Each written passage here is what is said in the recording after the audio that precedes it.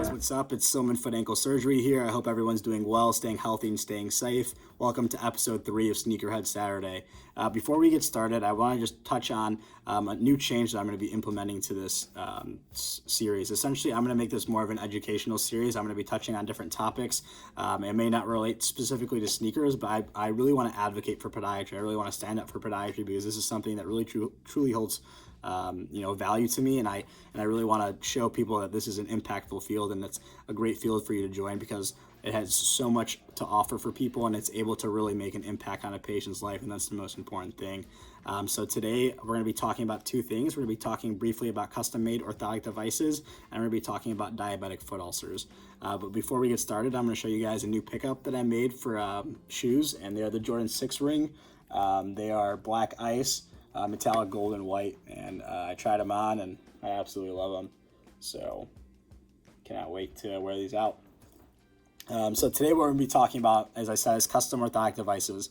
And custom orthotic devices, a lot of people have questions about them, like why can't you just go to a store and pick up a pair of insoles? And I think the main reason why you go get custom made orthotic devices is because it's really defined, and it's really aligned for the contours of your own foot. It's specifically designed for you as a patient. And podiatric surgeons and physicians really try to evaluate a patient's gait and their overall biomechanical analysis to really learn about the patient's his foot structure and also the way that they walk, so they are able to make a good diagnosis and really see if this orthotic device can help them.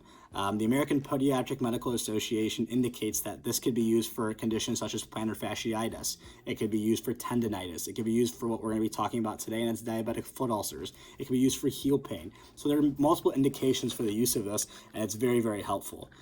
So today I'm going to be specifically talking about diabetic foot ulcers because this is a subject area that I'm very interested in, and one of the main reasons why I really chose to pursue a degree in podiatric medicine and also population health, because I really want to advocate for better resources for underserved areas to truly help diabetic patients and the diabetic population as a whole. So a diabetic foot ulcer, according to the American Podiatric Medical Association, is a wound that occurs in approximately 15% of patients with diabetes and is commonly located on the bottom of the foot, or the plantar aspect of the foot. Of those who develop a foot ulcer, 6% will be hospitalized due to an infection or ulcer-related complication. And it's very sad because the 5-year mortality rate, I learned this in my podiatric medicine and surgery class, is higher than various forms of cancer, such as melanoma or leukemia. And that's a very important thing to educate our patients on. And again, I am just a student, so this is all a learning process for me. I'm trying to be on this channel to really educate you guys on the field of podiatry to really advocate for it. So diabetic foot ulcers form from a combination of factors.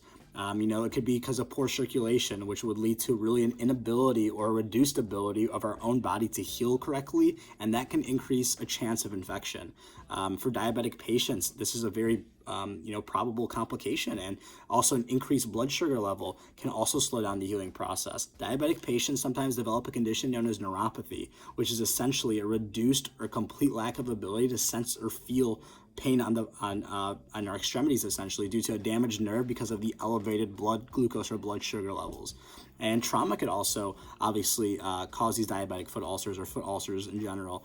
Increased friction, irritation, and foot deformities. If you have a bunion or if you have a hammer toe, the biomechanical process of our foot could lead to these types of conditions, and it could be very overwhelming on the foot. So podiatrists come out with different ways of how we can help these patients that suffer from these complications.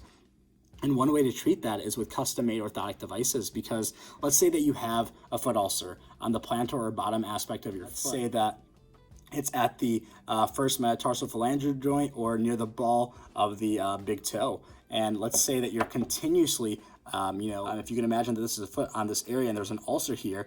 So if you're continuously adding pressure of this, so one way we can really solve this issue is by offloading it or by reducing the pressure in that area, and that could promote better healing. And this takes effort from a team. It's not just a podiatrist. It's going to be work with a podiatrist, a vascular surgeon to help promote the healing process through circulation. It could be primary care physicians who are going to educate their patients on really managing their blood sugar levels, endocrinologists, dietitians. It's really this collaborative effort that needs to be made to really make this change and really promote adequate healing.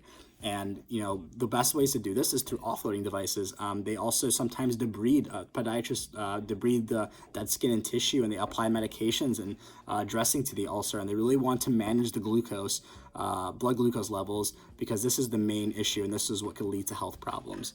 And there's also surgical procedures that can be carried out, such as corrections of deformities that can really, change the biomechanical shift that occurred when a person was walking, and that could reduce the pressure on the diabetic foot ulcer, and that can ultimately promote healing. And I think that's the most important thing, is that you have to understand that this is all about, offloading. This is all about working as a team, and it's really about just integrating your knowledge together to try to come up with the best solution. And so it's really a collaborative effort, and that's why I love podiatry, because it's not a one-man show. It's truly a team effort, and that's one of the main reasons why I love this profession. And I hope you guys just learn more about it. And if you guys want for me to talk about new topics, please comment on my channel and let me know. But today I really just touched on custom-made orthotic devices briefly, and talked about a condition that really holds true to me, and that's diabetic foot ulcers. So I hope you guys have a wonderful day, and hope you guys really enjoy this episode. See ya.